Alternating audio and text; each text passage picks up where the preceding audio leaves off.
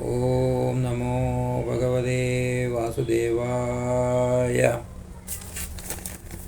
എൻ്റെ സംസ്കാരം, എൻ്റെ പൈതൃകം, ഇതിനെക്കുറിച്ചൊരു അവലോകനം, സംഗ്രഹം. നമ്മളൊക്കെ പറയുന്ന വാക്കാണ് അവൻ്റെ സംസ്കാരം, ആ കുട്ടി നല്ല സംസ്കാരമുള്ള കുട്ടിയാണ്, ഭാരത സംസ്കാരം എന്നിങ്ങനെ. പക്ഷേ ഇതിൻ്റെ അർത്ഥം ശരിയാവണ്ണം മനസ്സിലാക്കി കാണില്ല. മനസ്സിലായവരുണ്ടാവും. നമുക്കൊന്ന് ചിന്തിക്കാം. മൃഗങ്ങൾ സാധാരണയായി ആഹാരം, വിശ്രമം, പ്രത്യുൽപാദനം, അതിജീവനം എന്നിങ്ങനെയുള്ള കാര്യങ്ങൾ മാത്രമാണ് അനുവർത്തിച്ചു വരുന്നത്. അവർക്ക് അതിൽ നിന്നും മാറാൻ കഴിയില്ല. എന്നാൽ മനുഷ്യന് പ്രകൃതിയെ മറികടന്ന് സംസ്കൃതിയിലേക്ക് ഉയരാൻ പറ്റും. സ്വന്തം കാര്യം മാത്രം നോക്കുന്നത് പ്രകൃതി, മറ്റുള്ളവൻ്റെ തട്ടിപ്പറിച്ച് കഴിക്കുന്നത് വികൃതി. കിട്ടിയത് മറ്റുള്ളവർക്കും കൂടി പങ്കിടുമ്പോൾ അത് സംസ്കൃതിയായി. അതാണ് സംസ്കൃതി. മൃഗതുല്യനായ മനുഷ്യനെ തൻ്റെയും സഹജീവികളുടെയും നന്മയ്ക്ക് വേണ്ടി ചിന്തിക്കുവാനും പ്രവർത്തിക്കുവാനും പ്രേരിപ്പിക്കുന്ന ഗുണവിശേഷമാണ് സംസ്കാരം. അതിനെയാണ് ധർമ്മമെന്നും വിളിക്കുന്നത്. ധർമ്മത്തെ അനുസരിച്ച് ജീവിക്കുമ്പോൾ നാം സംസ്കൃതിയിലേക്ക് ഉയരും. ധർമ്മം സനാതനമാണ്, എന്നുമുള്ളതാണ്. അത് എല്ലാ കാലത്തുമുണ്ട്. ഭഗവാൻ ഈ ധർമ്മം ആദ്യമായി ആദിത്യന്, സൂര്യന് ഉപദേശിച്ചു. തുടർന്ന് മനുവിനും ഇക്ഷ്വാകുവിനും ലഭിച്ചു. പിന്നീട് തലമുറകളിലേക്ക് കൈമാറി. അതാണ് പൈതൃകം. പൈതൃകമായി കിട്ടിയത് എന്നൊക്കെ പറയുന്നത്, പൈതൃകം പറഞ്ഞാൽ അതാണ് എൻ്റെ അർത്ഥം. പാരമ്പര്യമായിട്ട് ഇങ്ങനെ കിട്ടുന്നതാണ്. ധർമാനുസരണം ജീവിച്ചപ്പോൾ ലോകത്ത് ശാന്തിയും സമാധാനവും ഉണ്ടായിരുന്നു. എന്നാൽ കാലക്രമത്തിൽ ധർമ്മം ക്ഷയിക്കുമ്പോൾ ലോകജീവിതം ദുസ്സഹമാകും, തീർച്ച. അതിനാൽ എല്ലാവരും പരിശ്രമിച്ച് കഴിയുന്ന പോലെ ധർമ്മം നിലനിർത്തണം. ഇത് ഒരു ആഹ്വാനമാണ്. ഋഷിമാർ സനാതന സംസ്കൃതി ധ്യാനത്തിലൂടെ കഠിന പ്രയത്നം കൊണ്ട് കണ്ടെത്തി. അവരതിനെ ധർമ്മമെന്ന് വിളിച്ചു. സത്യം, ധർമ്മം, നീതി, ദയ എന്നീ മൂല്യങ്ങൾ അനുസരിച്ച് ദൈവത്തെ പൂജിച്ച് ജീവിക്കണമെന്ന് ഋഷിമാർ നമ്മെ പഠിപ്പിച്ചു.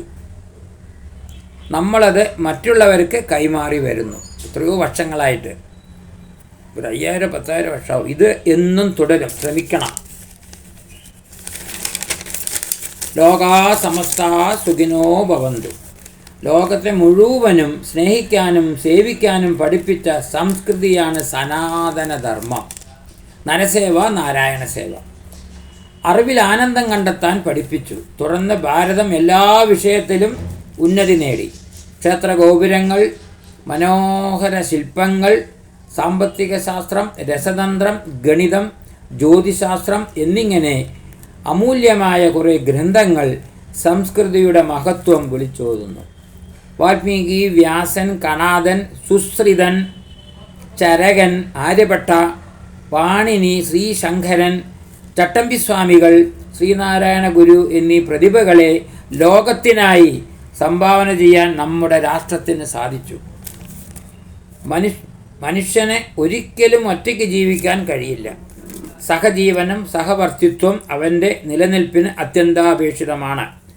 പഞ്ചമഹായജ്ഞങ്ങൾ.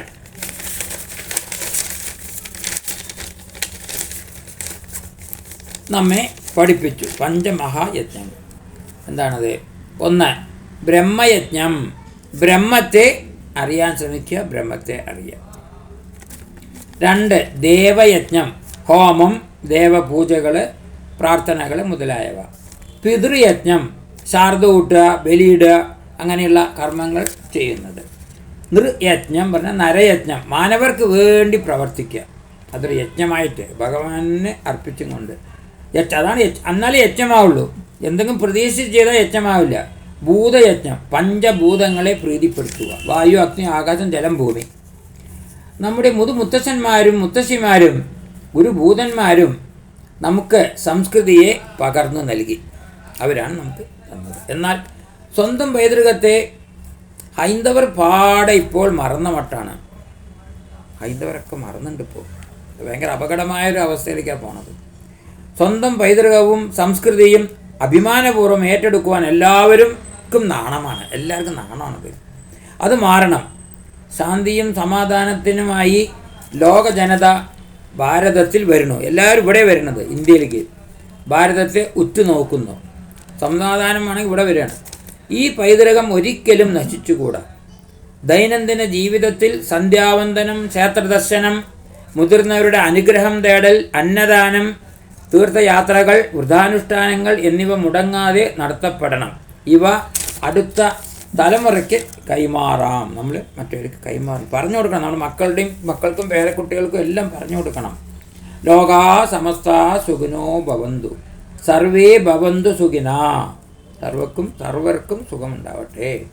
വസുദൈവ കുടുംബകം എന്നീ നമ്മുടെ സംസ്കൃതിയുടെ പ്രാർത്ഥനകളൊക്കെ സമസ്ത ജീവരാശികൾക്കും വേണ്ടിയുള്ളതാണ്. അല്ലാതെ നമ്മുടെ സ്വന്തം താല്പര്യത്തിന് വേണ്ടിയുള്ളതല്ല. ലോകത്തിലുള്ള എല്ലാ ജനങ്ങൾക്കും വേണ്ടിയുള്ള ശ്ലോകമാണ് ലോകാ സമസ്ത സുഖിനോ ഭവന്തു. ശ്രീരാമൻ, ശ്രീകൃഷ്ണൻ, വ്യാസൻ, വാൽമീകി, റാണ പ്രതാപ്, ശിവജി എന്നിവർ സംസ്കൃതി പിടിച്ചു നിർത്തി. ഈ സംസ്കൃതിയെ പിടിച്ചു നിർത്തിയത് ഈ മഹാന്മാരാണ്. അമ്മയാണ് ഭൂമി, നമ്മൾ മക്കൾ. ലോകാ സമസ്ത സുഖിനോ ഭവന്തു. ഓം നമോ ഭഗവതേ വാസുദേവായ.